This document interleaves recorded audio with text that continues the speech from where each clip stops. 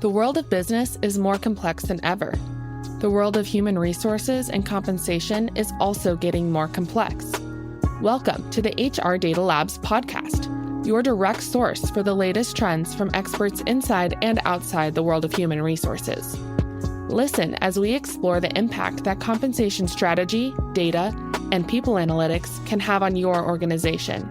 This podcast is sponsored by Salary.com, your source for data, technology, and consulting for compensation and beyond.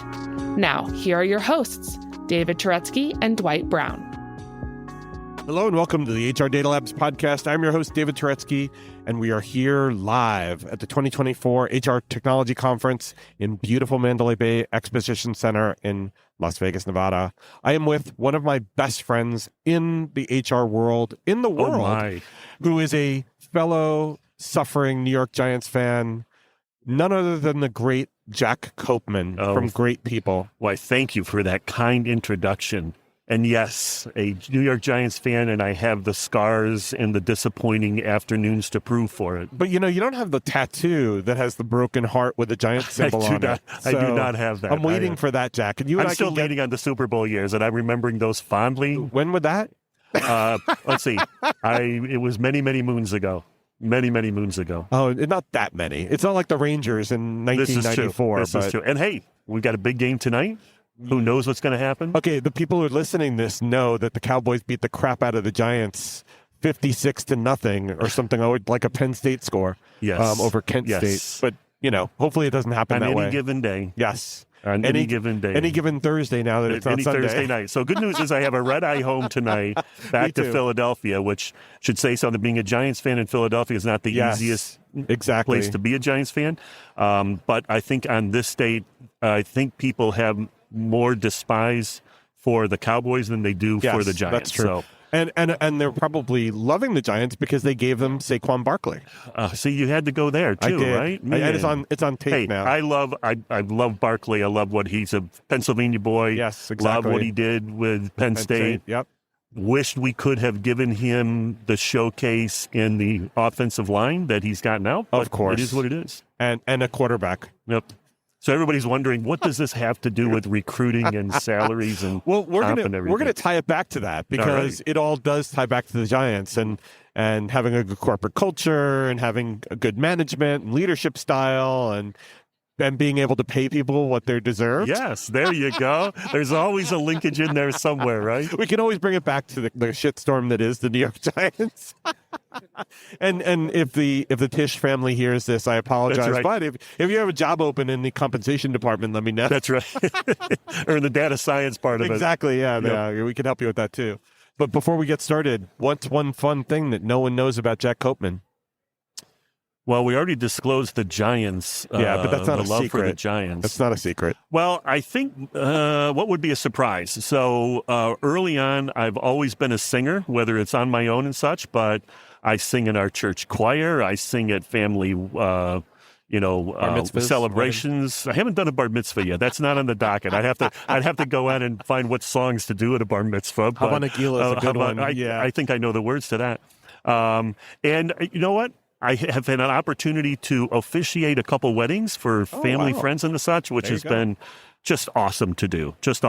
So I'll post his phone number in the show notes. So if you need someone, I am certified in the state of Pennsylvania as an official wedding officiant. Yes, yeah, there you go. That's wonderful. Oh, that's news. Yep, it is. That's great news. It is. So if we know anybody who's getting married, please call Jack Coapman at 215.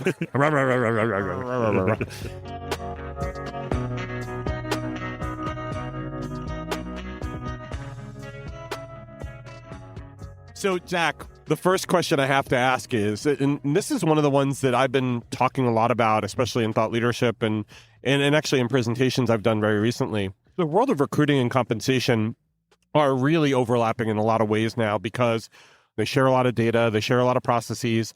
Obviously, they're so intertwined in the candidate experience and the employee experience. But from your perspective, where is it going? Where is that relationship between recruiting and compensation going? Have you ever wondered what really makes a generation tick? Who gets to pick the name? And why the slang keeps changing? Don't worry, I can help. My name's Dr. Megan Grace. On hashtag Gen Z, I share the voices and experiences of Generation Z, how they're different from other generations, what moves them, and why they do what they do. In each episode, we go beyond the buzzwords and the stereotypes to dive into real conversations and the insights that matter to making intergenerational collaboration a reality. You can catch hashtag Gen Z on the Work to Find podcast network and wherever you listen to podcasts. Well, the compensation question is always first and foremost, right? And I think, over time, what we've seen is that recruiting teams never really wanted to get into the compensation topic until farther on in the screening and selection process, right? Yeah. They were the only ones that wanted to push that conversation farther back. The candidate wanted to understand what it was like their first or second question. So I think what's great is getting that information back up front for the benefit of the job seeker to know that this is worth my time to learn more about your organization and such. But it's also good for the recruiting team because they've got so much on their hands right now. Why go through an entire process with them, with somebody when there is an alignment, when there is not alignment on what the candidate is expecting and what the organization is willing to offer for their role and everything. You don't want to get, X number of days, weeks, months into a screening process with somebody only to find at the end that you're never going to be able to align the dots when it comes to what that candidate is seeking and what the organization wants to pay. Yeah, and so taking it back to the Saquon Barkley conversation, they had a number in mind, he had a number in mind, and they were never going to get together. They were never going to do that. Yeah. They were never going to do that. And if Saquon had known right away what the number was, then it could have short-circuited everything, and you could have had more conversations with other teams. Well, and I think it also you're too funny. Did everybody notice how he tied that all together, like with a nice, neat bow? But I think what was also interesting with it, was that they had a lot of other options, right? Yes. If you're not going to spend money on Barclay or on somebody coming into the organization, where else are you going to put that money to use? And free agency. Yeah, free agency. And, you're going to invest that not in that person, but in the offensive line in that case to help with the next running back that's kind of coming or the draft class. Because way before that, we had the draft issue. Yep. And, where we're going to go there. So, sorry, tying this back to the topic at hand. Game time is at 8:15 East Coast time, and my tailgate friends are already at the stadium, I think, enjoying some libations and food. Yes, and we're still here at the HR we're still here at the 4 o'clock PM. And I've got sore feet and knees to prove it. Yes. Yep. Well, so going back to the conversation, though, now recruiting and compensation need to be so intertwined because the front end is going to be influenced by really regulation because, as we all know, pay transparency is now the law, and there are regulations in place that say that on postings, in many states, by the way, on postings, you need to make sure that you're telling people an accurate representation of what the hiring range might be. Yep. Jack, how does this affect the world of recruiting? Well, it's really just another data element, and I think once again that sense of transparency now kind of opens things up, right? So I think what at least when the first one, and nothing like a regulation to get people kind of focused on something, right? Exactly. But I think if it's done right, and you don't have. I think initially and you correct me if I'm wrong here, you're kind of the experts on this side, but I think what we started seeing is like they'd have a role for a sales professional and the salary range was $25,000 to $250,000. And it's kind of like, okay, well, where is it? Is it Is it farther down? Is it farther up? And that wasn't really helpful to the organization, but that's probably the best that the organization could do in terms of saying what the pay scale was going to be. Well, very famously, there was an example that Netflix had posted a flight attendant job for $60,000 to $385,000 a year. When people look and I guess that's transparent to a certain extent. Transparently foggy. Because if you were a flight attendant and you were looking at that, you were saying, well, wait a minute. Right now, my current role, I get probably $150 and it's it's on a contract, it's negotiated. What the hell are they doing? Yeah. And so that very famously was a very big mistake. And I don't know whether anybody got fired. And if you're a Netflix professional that in the compensation realm, please let me know. And if you need a job, let me know. Yep. But that's just not compliant. And so we use that as an example, but it's a very good example to your point before that you're not helping anybody when you're being that opaque. Right. And in fact, you're violating the regulation, and you're going to get fined for it. And I think people that was early on, right? And I think people have gotten certainly a little sharper on that. But it's still the fact that is one element that I think that goes into a job seeker's mind when they're thinking about changing. And I think there's so much more that needs to kind of come into play with that. It's like, what is the role? Am I a good fit for that role, regardless of compensation? Am I really a good fit for that role from a skills, standpoint? But also, is the culture right? Is it right for me? Do I have to be in the office? There are so many things that go into, not only the requirements on the company, but also what the job seeker wants. Because anymore, it's not just about comp. That is absolutely an important part of it. Yeah. Because that's sustaining life for them, and they've got to pay the bills and make sure they can do that. Sure. But at the end of the day, you get paid a lot of money and be really unhappy in your job for whatever reason. Your hiring manager, the work you're doing, the work you're not doing that you wish you could be doing. There are a lot of movies on how miserable people are at their job. I've never been miserable at my job, so I've never known that. But that's why we're still working. Yeah, I'm just kidding. When we get tired of it? I'm just kidding, by the way. I thought you were serious. No, I've been miserable sometimes. I love what I do now, but I've been miserable sometimes. There are times when we're miserable. Well, you know what? We get up in the morning and we go back to fix things. Absolutely. So that's the fun part of this. And that's a much more mature way of looking at it. Yeah. I wanted to. So I'm interested. Can I ask you a question? Of course you may. So as I look at this from the recruiting standpoint, how do you look at it from the compensation side? As somebody that kind of lives and breathes in that compensation side, how do you think it affects kind of recruiting? Well, to me, it is one of the best things to happen to the relationship between recruiters and comp that we've had for a long time, because now they have to actually talk. And now it's not just where I publish a range based on what compensation is given to me. Actually, there's got to be a conversation that we're having about, okay, is this the relevant range? Do we need to go to the higher end of this range? Or, where should we be strategizing for hiring this kind of a role? And you become more of a consultant to the manager between comp, the recruiter, and manager. Have a conversation about what's our strategy here. Right. Because if all of your competitors are trying to hire the same position, you can now transparently see what they're putting as the hiring range and make a more strategic move. Yeah. And that's not collusion. That's the law. That's the law. So now all these companies have the ability to see what are my direct competitors actually paying for this job. So it becomes, it's not a whack-a-mole, or it's not a, kind of chasing my tail, but at least it enables you to have those mature business conversations about what we can afford and what do we need. Yeah, and I don't know when the conversation we're coming about mandating paid transparency, if they really thought about that as competitive intel for the people that are out there looking, right? So I thought that was an interesting byproduct of that, because you're right. Yeah. If you're opening up a new job, gosh, all you got to do is go to a job board, look at the postings for a similar job, and you go, okay, well, I need to pay this amount of money for this role, and Yeah, exactly. And now some of the things that I've been talking to companies about around that are, they say, well, my state doesn't require it.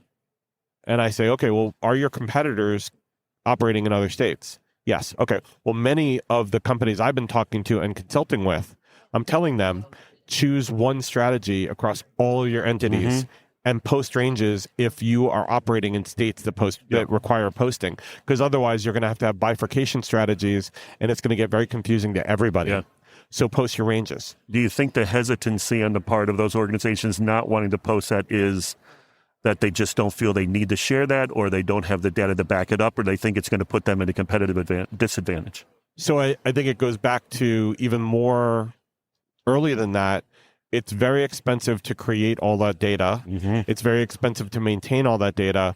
And many organizations have the culture of not sharing, of not being transparent. And so transparency and implementing transparency is expensive. And it takes a ton of training, especially for stakeholders like managers and employees. And, for candidates, we need to be transparent, and we also need to talk their language. You can't use midpoint progressions. We can't say, market penetration. We can't say we target the 50th percentile of the market. Yeah. What does that mean? I don't know what that means. Makes sense. They don't even know that means middle. So to me, companies that are not transparent, that have transparency forced on them because of market forces, are going to go into it very angrily. And they're going to do whatever the minimum is. And they're going to get a lot of pushback from internal stakeholders, and they're going to say, oh, this has been a nightmare for us. Well, you didn't put in the work. So, of course, it's going to be a nightmare. Yep. So I think it's going to force most companies to become transparent. Mm-hmm. Yep. And, you know, if it makes them better, it makes them better at their job, makes it better to attract talent and opens up those conversations, all the better for it, right? I think it's going to take a lot of investment, and I think companies are going to be very wary of that investment because we can't afford what we're doing now, and now this stuff is being forced on us. It's going to come from somewhere, and it's going to hurt. Yeah. Yep. Like what you hear so far? Make sure you never miss a show by clicking subscribe. This podcast is made possible by Salary.com. Now, back to the show. So let's talk a little bit about the recruiting tech and recruiting processes and how they've evolved, because beyond pay transparency, we're here at the HR Technology Show. There's a lot of stuff being talked about, but mostly one thing. AI? Yes, AI. Oh my goodness. That was it is. I have never seen a 2-letter acronym take over a profession, an initiative in industry like AI has. Do you think it's overused? Well, I think there's probably a lot of AI-powered solutions that have very little AI power behind them, but it is the buzz, and it is what everybody wants to talk about. Sure. But at the end of the day, it doesn't matter whether it's AI-powered or a little mouse running around on a wheel powering it. If it whose name is AI. At the end of the day, you've got to be able to prove the outputs and the outcomes from it. And if you can improve cycle time, if you can improve quality of talent, if you can improve efficiency on the part of the recruiting team, I don't care what it is, right? Yeah. And I mean, this is something that every organization has been focused on shaving an hour off the recruiting time, $1 off the cost of recruiting, and such. But I think what's really important in the context of today is that you've seen TA teams just absolutely get dismantled and just blown up, just dismantled because of economy and COVID and all that kind of stuff. And now they just don't have time to do these things. So anytime you can use some type of a new technology to improve how I'm doing interviews, how I'm searching on people, how I'm matching on people, if you can help recruiters be much more efficient, they hopefully can keep up with the demands of the organization to fulfill what they've been hired to do, and that's to connect people with talent in the organization. You know, Jack, one of the strange things as I look around this show floor, to your point, is I see a lot of point solutions that take on a piece of the process. Like right behind us, there's a company that does scheduling of interviews. And you go a couple of steps further and you get the AI bot that actually does the interviews and provides a summary of feedback and whatnot.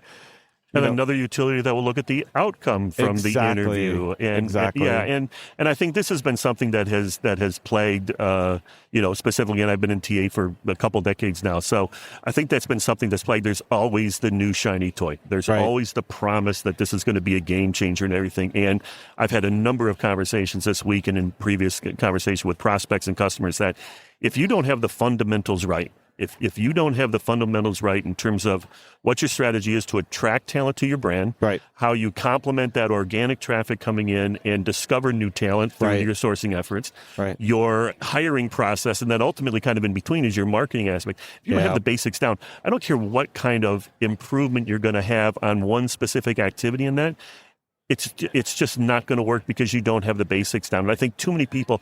I was talking to somebody, a TA leader the other day here, yesterday. The days are a blur here. But he was sharing that he came in with an idea in terms of exactly what he was looking for and what he wanted to accomplish with the TA team. He was walking out and his eyes were glazed over because there were so many different things that he saw and new shiny. I've got grandchildren. Believe that or not, I've got grandchildren, and they walk into a candy store and they go speechless. It's the same thing with TA leaders going into this event, in that there's so many areas that they could, but they miss the point. I think they missed the point, and this is certainly not a commentary on everybody, but they miss the point that you've got to get the basics down from a process, a people, and a technology perspective. But just to kind of give them a little benefit of the doubt here, you have hundreds, if not thousands, of people screaming at you every day a their clients, we need this to get better, we need that to get better, we need more candidates, we need better candidates, we need more experienced candidates, we need evergreen recs, we need this, we need that. And they're trying to balance everything and trying to dot the I's and cross the T's. And then they come to this show and you've got everybody screaming at you about, how every process in the entirety from, the publication of the rec, or actually from the approval process of the rec, all the way through to the onboarding experience and making sure that you don't drop the ball in that interim, in that honeymoon phase. So there are so many people screaming at this person. God, I just wouldn't want to be them to have to deal with all that shit. And hey, not that these solutions are not worth it, because if they, interview process has always been a challenge historically through the process, right? And as such. But ultimately what happens is when you start trying to fix a problem with a third-party solution coming in, and you do that for this part of the process today, you do it for this part of the process tomorrow, you do it for another part of the process the day after that, all of a sudden you've solved those problems, but you've created more opportunity, more challenges in terms of now you're delivering really inconsistent user experiences to people that are coming into the organization and people that are using these systems. Yeah. And now that you look at their screen and they've got 27 tabs open, and they're working over 200 notifications that are pushing them in different directions to fix shit. And that's just something that they end up live with, right? And it's been interesting to see how far this industry and how far the TA profession has come, and just the role that technology has played in it. But you still can't get by that. This is still, regardless of where you can shave time off and automate tasks and everything, it is still a people business. You still have to talk. A recruiter's got to talk to a job seeker. A recruiter's got to talk to a hiring manager. A lot of things you can infer and learn through AI, but it boils down to those conversations and convincing somebody to, the role of a recruiter, leave that current job, come over to this opportunity. That's really where the heart of it is, I think. And it will continue to be. Well, I mean, at the end of the day, as long as we're still hiring people, and you're hiring into an organization of people, people have got to be involved. Yep. And until the AI overlords take over everything, and then they tell us how we're working for them. And there's specific places that works just perfectly, right? If you're in a high volume field-based hiring mode, and you don't have to really get into the intrinsic skill sets of somebody, and you're looking for somebody to fill a shift into such, you can do the majority of that online together. Now, you hope they show up for their first day, obviously. Yeah. But you can do the majority of that online if staffing and putting something in a position is important. But when you start looking at more of the skills-based people that are coming in, in the organization that are delivering value at maybe a little higher, role and comp level, right? Right. It's still that people. It's still that people person, higher touch to get them into the organization and to keep them there. Yes, exactly. Well, and where I've seen lots of failures in a phenomenal recruiting process is that gap between the moment I say, I accept the job, and the moment that they start on that first day. Yep. That onboarding experience gets absolutely obliterated when, you ghost them. You ghost that candidate who's not an employee yet. Right. And they're like, oh my God, you were so interested in getting me on board. And, I haven't heard from you. Where do I go for my first day? Who the hell am I reporting to? And it's not a difficult problem to solve, right? You've got tools out there that are automating marketing message. Ourselves continue, ourselves included, right? And unfortunately, sometimes we think about the candidate marketing ending at, okay, they've been hired, I don't need to do anything, and that's somebody else's responsibility when he or she shows up to work on the first day.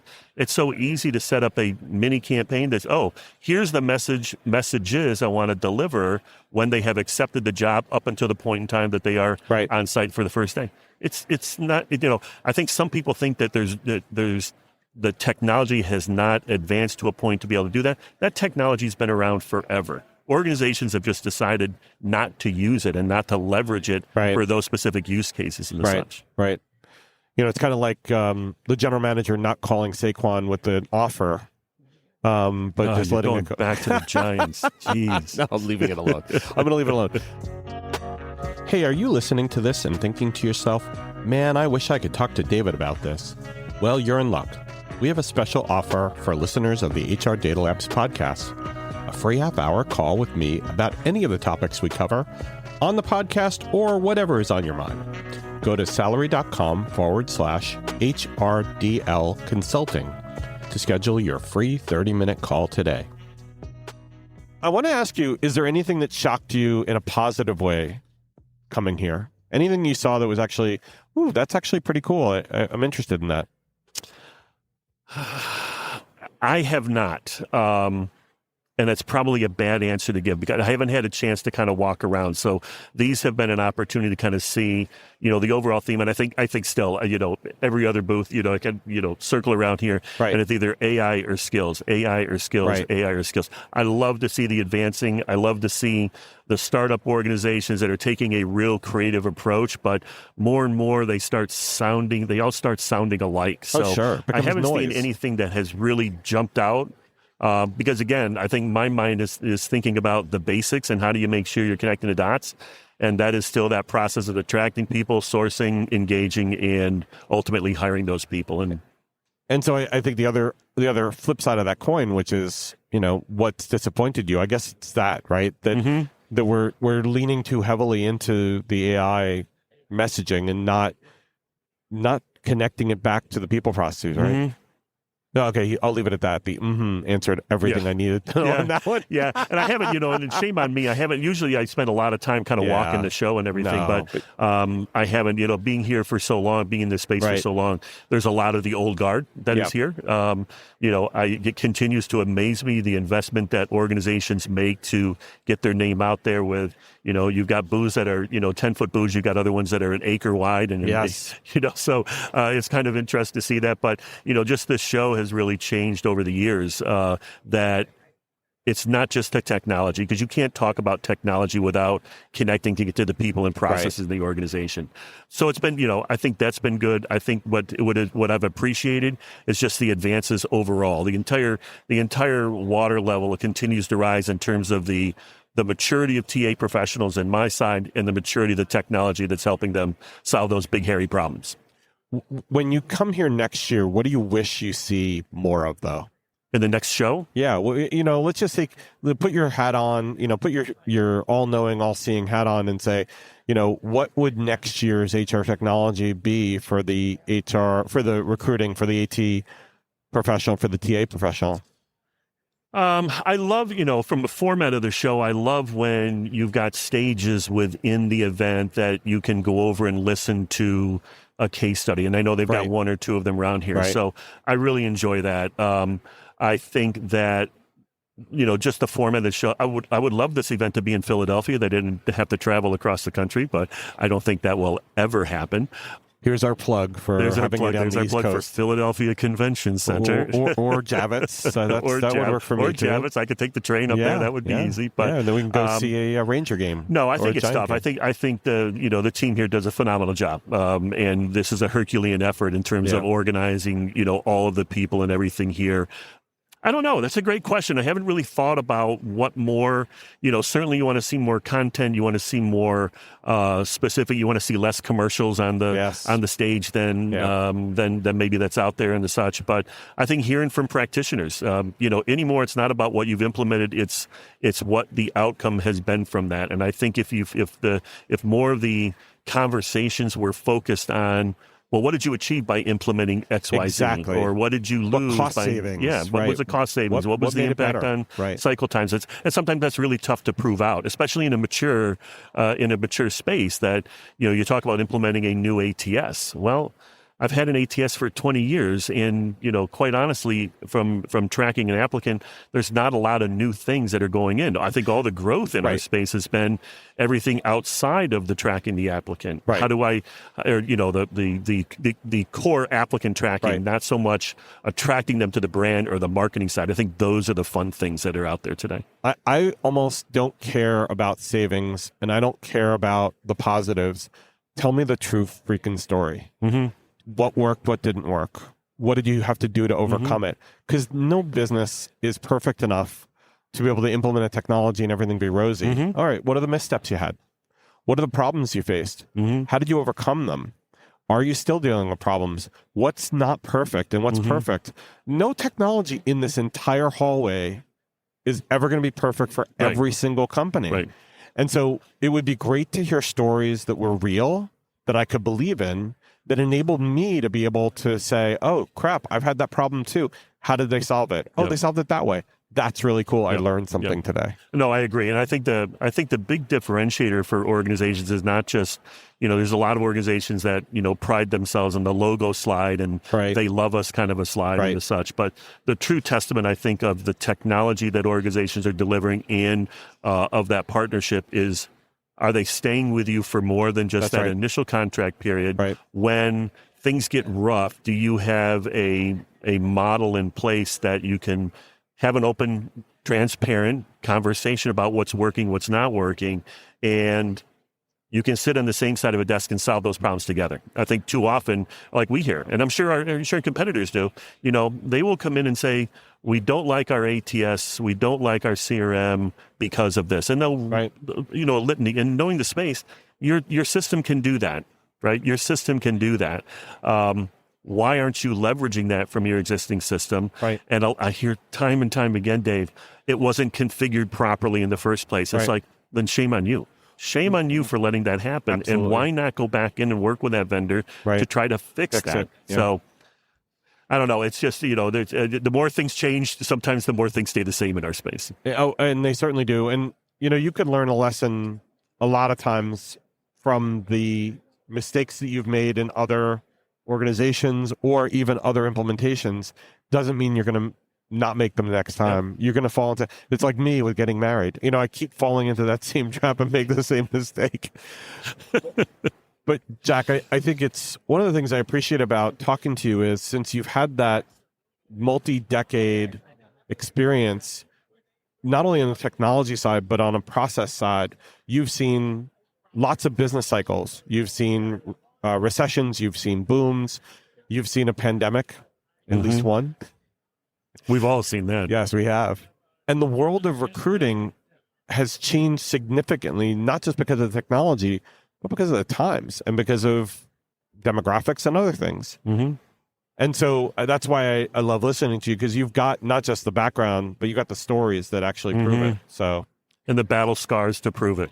Yes. Yeah, it's been interesting, but I think the more people get all uptight with really sporadic changes or intermittent change in the process, and the labor market is such that it goes down, it goes up, it goes down, it comes up, and that's just the nature of it. And you need the fortitude to get through that from a business perspective, and organizations need the fortitude to make the right decisions in their own organization, but not compromise what the future looks like. I think when we got into the pandemic, I divided it into three different types of people, conversation we were having. Mm-hmm. Those that, hit the pause button on hiring because they just couldn't hire, right? You think about the restaurants, you think about the hospitality side, they just couldn't hire anybody. Right. You had those other industries or organizations that couldn't hire fast enough. Exactly. Right? Logistics, healthcare, and they just couldn't, and they needed help in terms of doing that. But then you had the third category of people that go, we know we're going to get through this. This is the time for me and us as an organization to look at the people, the process, and the tech stack and the platform that we got in place here, and make sure that when we come out of this, that we're stronger than when we went into it. Right. And I think those were the thoughtful conversations that organizations had to be prepared. And when they came out, they may not have come out with anything new, but they had better awareness in terms of what was working, what wasn't working. And maybe they went and made some, tweaking the process here, tweaking, whatever the case may be. But those, I think, were the organizations that recognize that this is not a long-term thing. It's not something I'm going to have to deal with for the rest of my life. Right. But I think those are the organizations. So it was a very interesting time. And resiliency. And we don't have to spend too much more time on that, but the resiliency of companies to get through a global pandemic, come out on the other side, should show them that, hey, listen, we just changed our business model significantly, and everybody had to in some way, shape, or form. And we came out the other side and we were okay. Yeah. And now we can use that as a lesson. And if there isn't every, God forbid, there's another one, we're going to have to remember that. Yeah. Yep. Good times. Good times. Well, and if the Giants go 2-2 after tonight's game, it'll be better times. It'll be a fun ride home. Yes. A flight home, I should say. If the flight leaves, hopefully.